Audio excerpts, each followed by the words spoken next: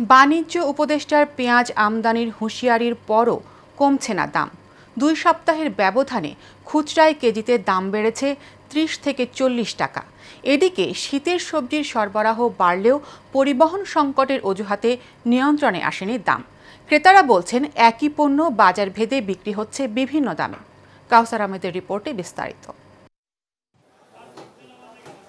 বাজারে চড়া পেঁয়াজের দাম এখনো কমেনি, তবে আগাম পাতাসহ পেঁয়াজকলি বাজার আসতে শুরু করেছে। আগামী সপ্তাহ নাগাদ নতুন মুড়ি কাটা পেঁয়াজ এলে বাজার অনেকটা স্থিতিশীল হবে বলে মনে করছেন বিক্রেতারা।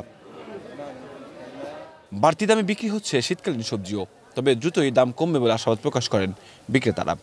হঠাৎ করে অনেক দাম বাড়ছে, ছিল 80 টাকা থেকে 110 টাকা কেজি, কেজি প্রতি 30 টাকা বাড়ছে।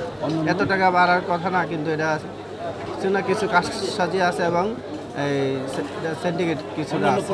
2 সপ্তাহ থেকে আমাদের দেশি পেঁয়াজের দাম বাড়তি, কারণ একবারে শেষ পর্যায়ে পেঁয়াজ নতুন ফলন উঠলে পেঁয়াজের দাম শিথিল হবে। এদিকে ক্রেতাদের অভিযোগ, এক এক সময় এক এক পণ্যের দাম বাড়িয়ে পকেট কাটা হয় তাদের।